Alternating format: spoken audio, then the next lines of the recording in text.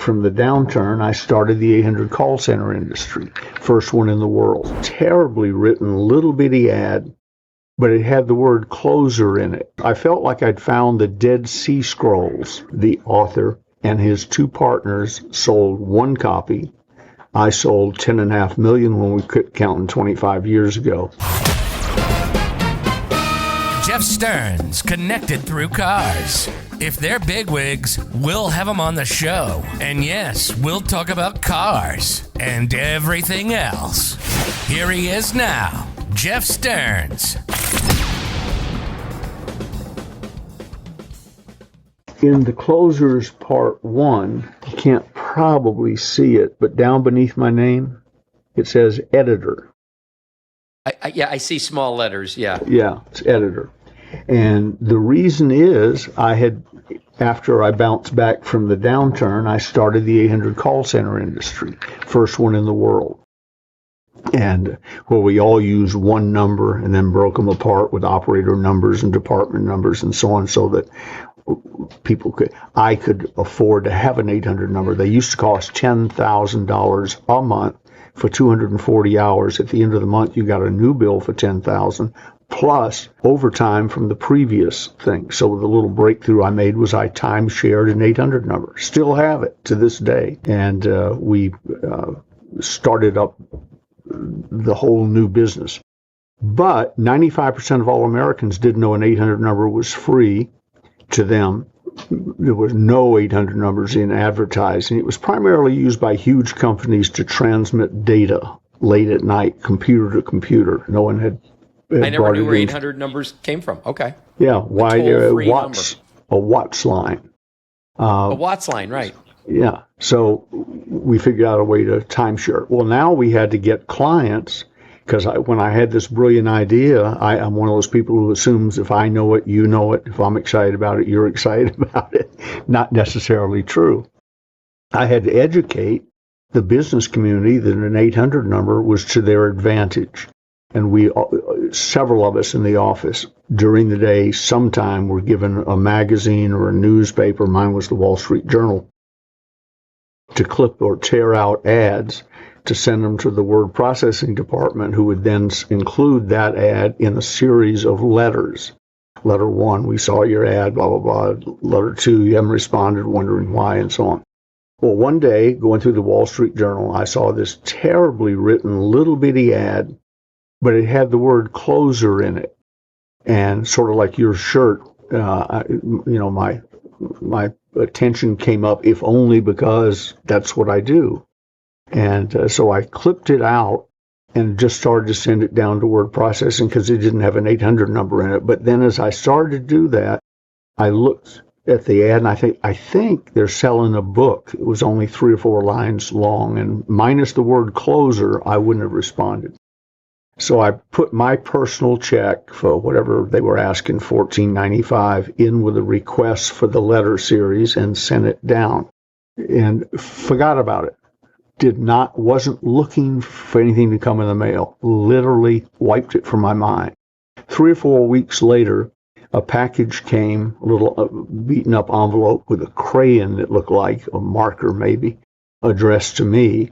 And it's the type of package, Jeff, I wouldn't open unless it was out in the yard or something, for fear I would blow up the yard. It looked like it came from a crazed person, but we got so much mail, it skipped over me, and I opened it.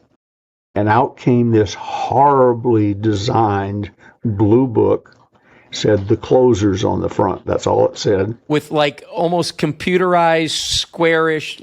That's the one I bought. All right. So I opened it up and flipped through it like you do with a new book, did the pages, and they shot all over my office. Whoever designed, 1, they didn't know how to design a book. 2, they didn't know how to bind a book. And then when I found out the real story, they didn't know how to print it either. So I'm picking up the stuff, grumbling to myself, and I went to throw it in the trash, but it said the closers on it. So I put a rubber band around it, threw it in my briefcase, and thought, well, I'll read it on the next flight.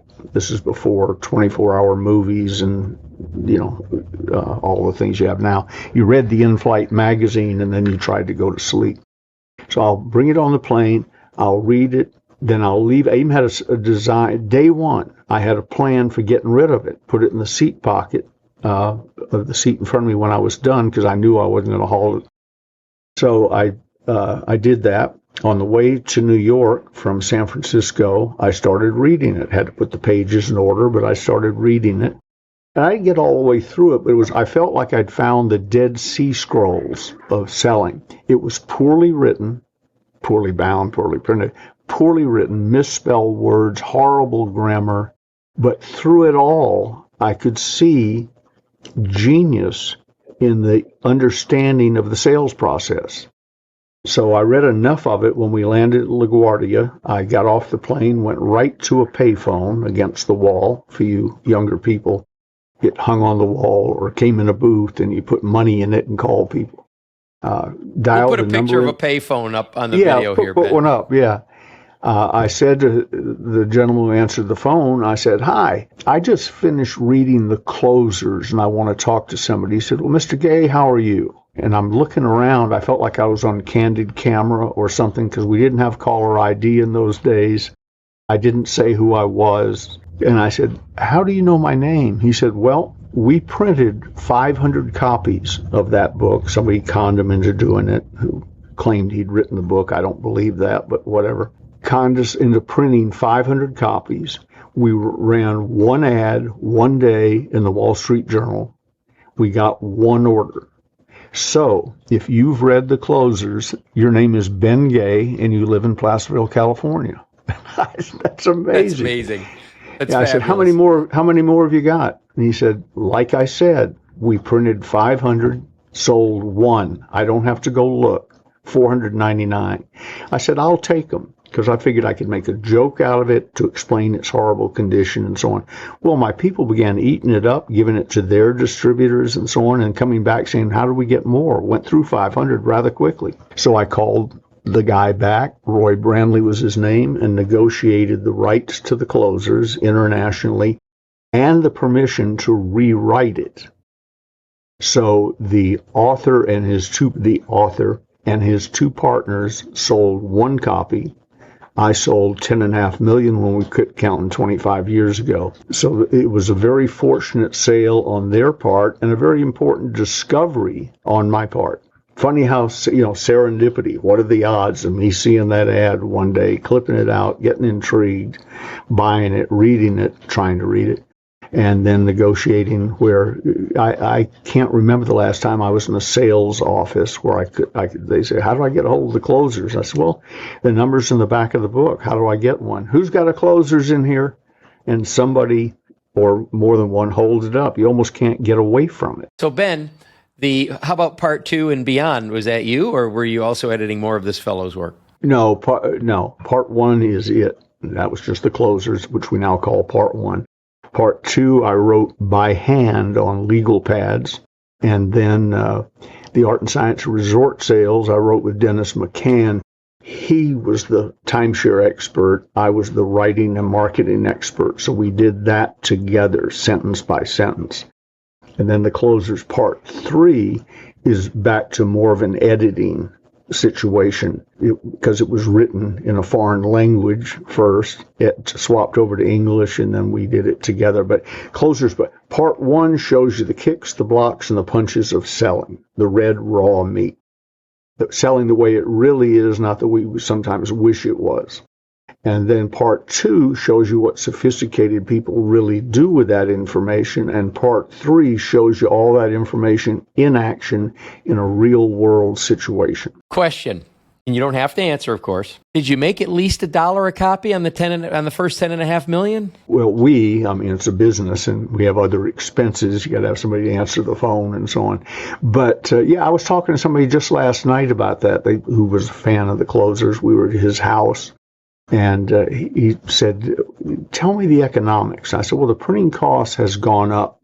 But when I first started, the book was, I think, we took it from $14.95 to $19.95. I said it was $19.95 plus, I'm quoting from memory, $2.50 or $3 postage and handling.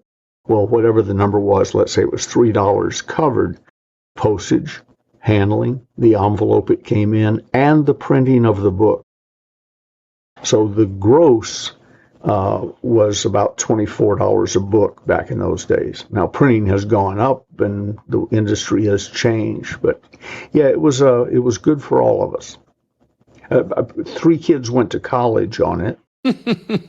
Awesome.